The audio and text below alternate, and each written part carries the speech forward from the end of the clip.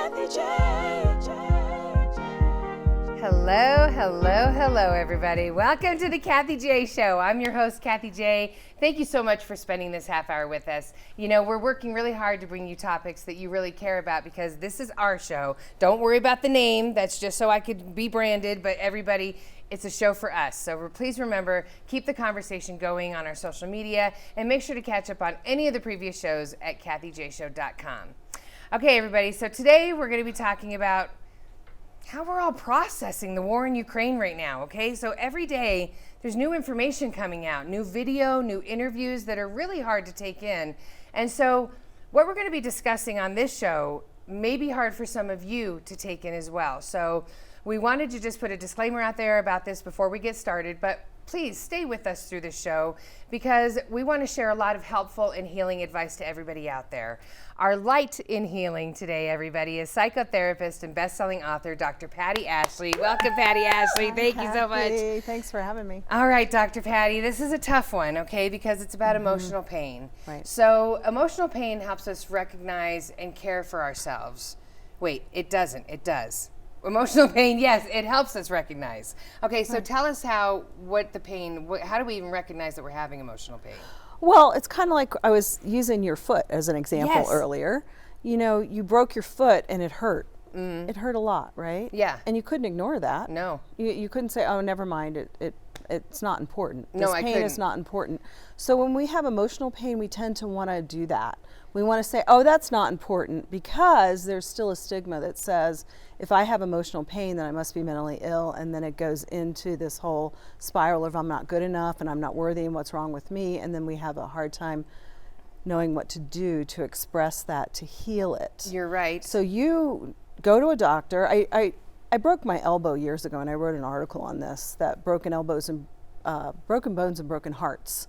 You know, the difference, like I can go and the doctor can say, you can do an x-ray and he can say, this is how long this is going to take before it starts feeling better. But when we have emotional pain, it's much more scary because we can't necessarily do a blood test that says, this is what it is, this is how long it's going to take, this is what you need to do. That would be amazing if someone said in 8 weeks you're going to be fine. You'll be sleeping better. You know, you won't be drinking as much, because that's how we start to recognize that our emotional pain is getting the best of us, right? The other symptoms. And that is true, what you just said. But people get so afraid that they're going to get stuck, and they're not going to, because they don't know what the compass is to get them to that place. Because again, we don't have lab work and we don't have diagnoses that give us clear indicators of the time frame. And it's different for everybody too. Yeah. And physical illness is different for everybody too, but there's an average amount of time, and it's much easier to identify when you have a physical than an emotional. But I think the stigma against mental health is really creating more mental health issues. Yes, it is. And so in mental health, I know that we like to use the word trigger. This could be triggering. You're saying that's not the word to be using, because that alone can trigger somebody. Sorry. Well, and let's I mean, I think we really need to be talking about things that we don't want to talk about. The fact that there's been so many mass shootings, especially in schools. You know, gun violence is really out of hand and frightening. So if somebody has been a victim of gun violence, the word trigger is going to trigger being in front of a gun. So how would I say, we just have to start saying I have emotional pain, or this might affect your emotional, what is the right word to use to warn somebody? How are you feeling? You know? Oh, just ask what emotion they're on. I'm sad. That's all you go with? You don't say I'm being triggered. You just go with what emotion you're feeling to try to get a hold of it. Is that it? Yes. You pay attention to that. That's emotional literacy and emotional awareness. And that's the thing that I think we need to put, $5 million on in inner space instead of outer space. But that's my whole rant. So if we could understand that our emotional literacy and understand that emotions are pretty normal and important, then we can move through them like a 2-year-old having a temper tantrum. They go, and then they're done, and then they're belly laughing and out playing in the yard, right? Because they move that emotion. But if they're told, and this is what happens to most of us, right? You gotta stop me. I do gotta stop you, but you can finish if this is what happens to most of us. Okay, I can tell that hand gesture. It's time. All right, when we come back, Dr. Patti will tell us why this happens to most of us. We'll be right back. Kathie J. Ramos Law is an official partner of the Kathie J Show. He's a medical doctor and a lawyer. Ramos Law, what makes us different makes us better.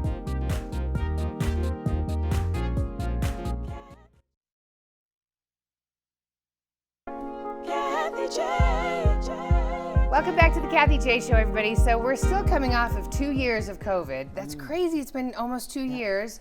And now with the war in Ukraine, learning how to express our emotions in a healthy way is so critical. Critical for us, critical for our communication with our people around us.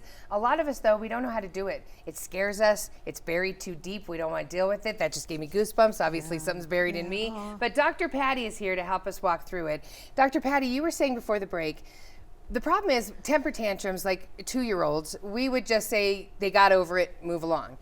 What we don't do in our society is say the emotional literacy, right? Which is explain what's happening right now. Right.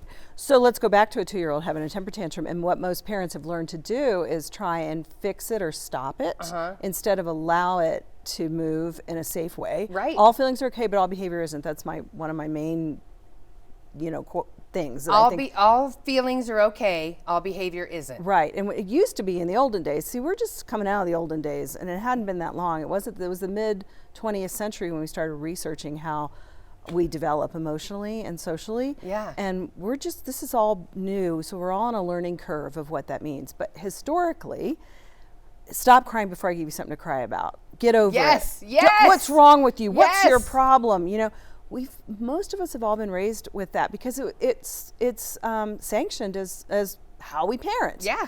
And so we're trying, and this is what I did my doctoral dissertation on, why mothers can't feel good enough because they're reading all these books and they're feeling worse because they're still doing some of these unconscious things because it's in our DNA. Yes. So emotional literacy is giving ourselves permission to feel what we feel and find healthy outlets to express it. And so that's the tricky part because we don't want a 2-year-old to hurt themselves or anybody else, and yet the feeling that they're feeling is okay, but that behavior isn't. And so we grow up, and here's the first 6 years of life, everything is absorbed and goes unconscious. Yes. So, because we're in theta brainwaves. So we grow up and we have this unconscious idea that our feelings are bad. And so we try and talk ourselves out of our feeling, and then people around us still try and talk us out of our feelings. Right. What's your problem? Get over it. Come on. Move on. No, you're Move right. through it. You're so right, Dr. Patti. And so you recommend the ABCs to help us get through it. What are those? Right, to just pay attention. And A is acknowledge that you got a feeling. I got a feeling. Yes. Oh gosh, I'm feeling anxious or I'm feeling sad about this. It doesn't feel good. Instead of going, oh my God, I've got a feeling. Oh no, I got to get rid of this feeling. I got to feel better. Right there were two different emotions and how you reacted to the feeling. You're absolutely right. And that's what most people do is go, oh no. Oh no, right. I can't feel that. Panic. Because it's not okay. Okay, so B. Breathe. We have to breathe because we go into trauma responses when we do that. We go into trauma and the nervous system doesn't think it's safe. And so the frontal lobe goes offline. We can't consciously tell ourselves to pay attention to our feelings because now we're in this fear that our feelings are bad. So we're trying to do something. And we all have different ways we try and manage this by coping that doesn't work, but it's all unconscious.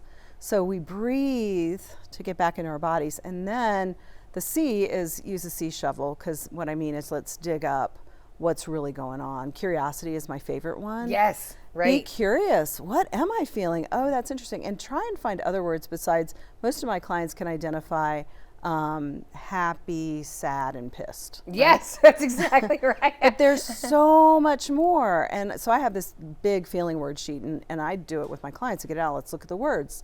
And so you can Google it. You can find a feeling word sheet.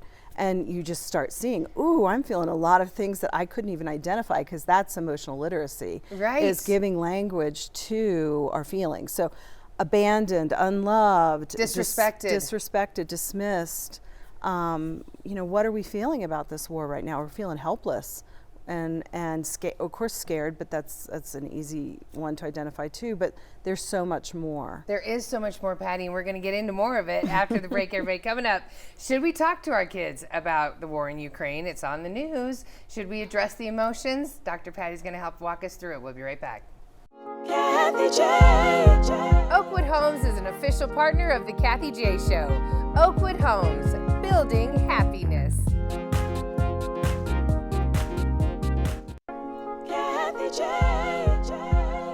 Welcome back to the show, everybody. Today we've been talking with Dr. Patti Ashely, yay, about our mental health as well as the war in Ukraine, because that seems to be bubbling up a lot of stuff for everybody.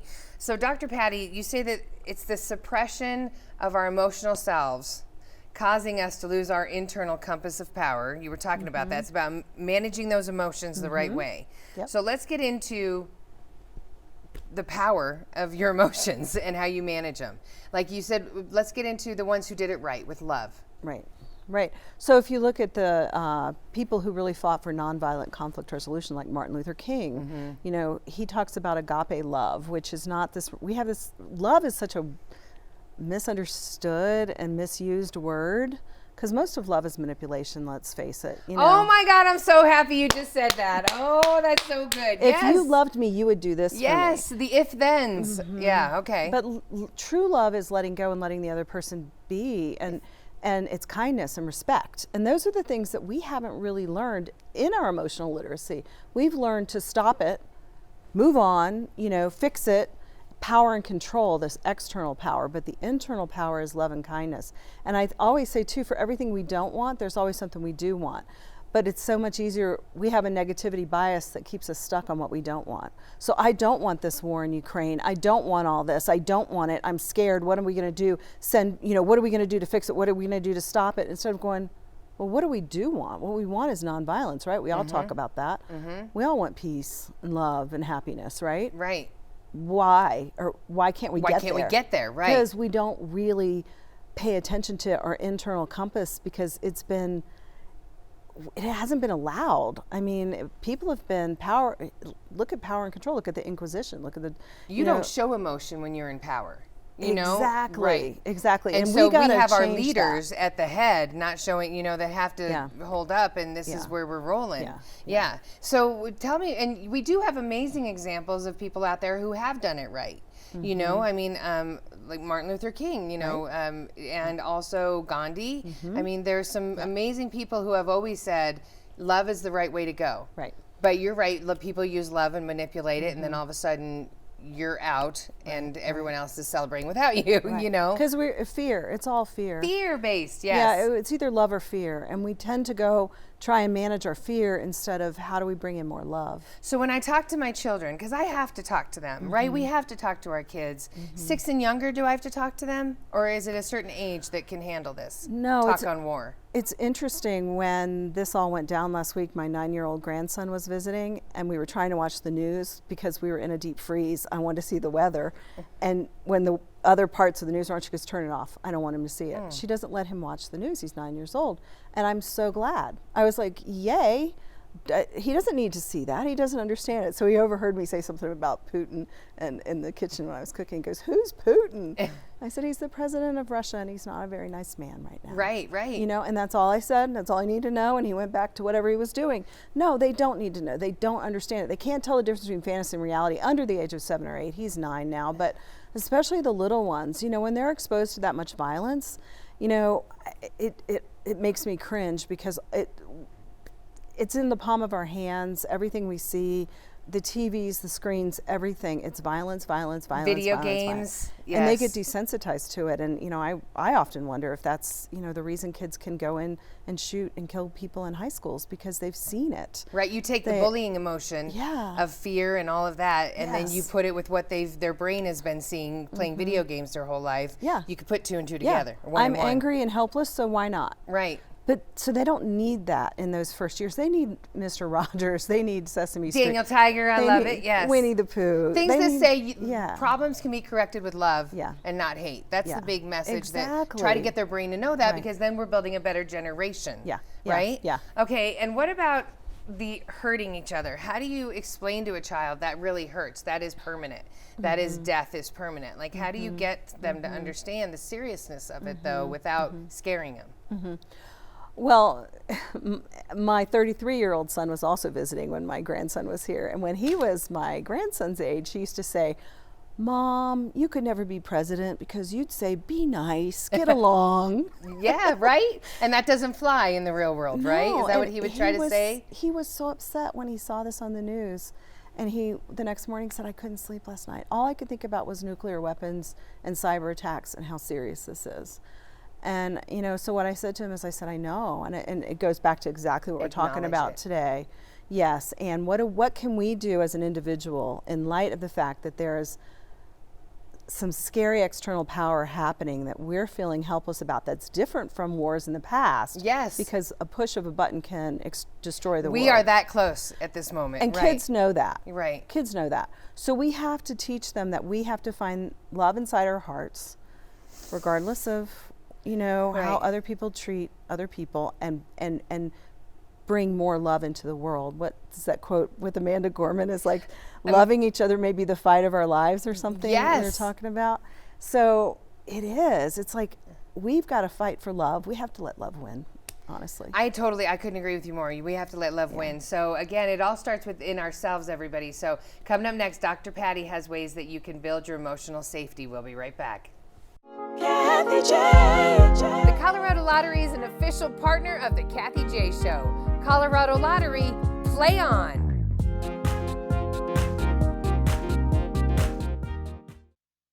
Kathie J. Hi everybody, welcome back to the Kathie J Show. So if your emotional fatigue is at an all-time high right now, with the war in Ukraine, with road rage, with everything that's going on financially with you, whatever is happening in your life, you don't have to handle it alone. You shouldn't handle it alone. Dr. Patti is here. She's been walking us through this whole half hour about our emotions. But people who are hurting right now, you don't have to hurt alone, right? Yeah. Okay. No. And I think it goes back to the stigma. People are afraid to get help because they think they're mentally ill. And I think we're talking about mental wellness. We're not talking about mental illness here. Right. We're talking about wellness being taking care of ourselves, like we talked about paying attention to our physical body pain.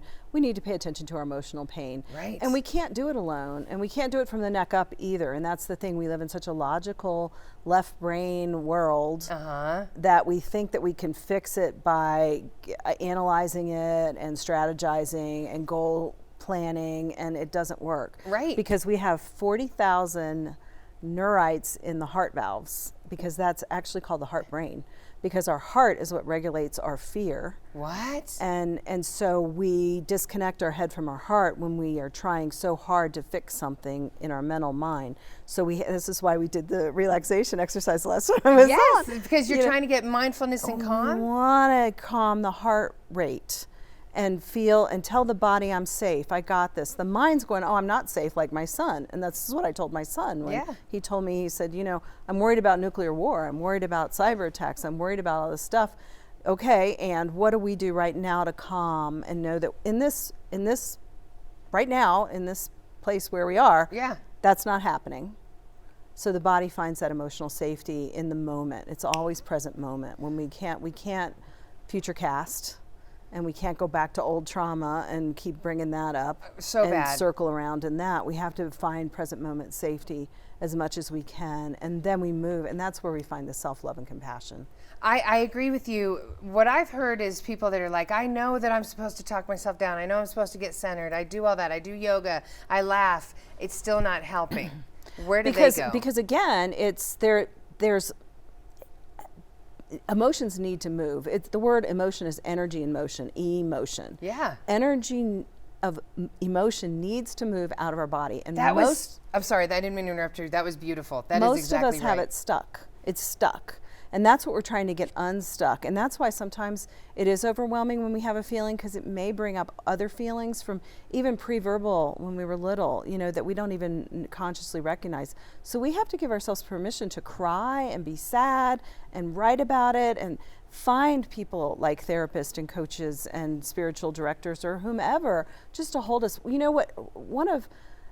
There's a therapist I love, and he said, he used to struggle with why his clients didn't get better. And he realized that it's not his job to help them get better. It's his job to be a witness, to witness where they are. And I think that's what we all need, is to be seen and heard. Yeah. We all need to have a place where we can go and just say, I'm sad. And usually if we're able to say I'm sad and the therapist goes, yeah, I hear that, you're really sad, you actually feel better. I know, isn't that weird? I was just going to ask you, does it really work to cry it out and to write it out and to do all that? Because again, it's emotions need to move, so they stay stuck. So a lot of times when we do this work, it takes a while because there's old stuff that needs to be unstuck. And that makes sense. So everybody, Dr. Patti wanted you to know that there are low-cost options out there for you if you're having trouble finding a therapist. You can go to wholeconnection.org, that's in Boulder.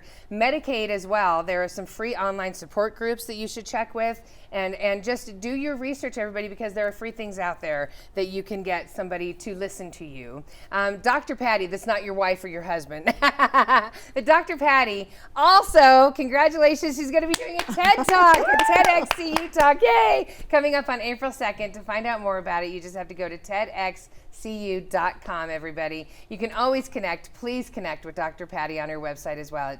That's PattiAshely.com. Thank you so much for being You're here, welcome. Dr. Patti. Thank you, Kathie. You're the best. You're the best.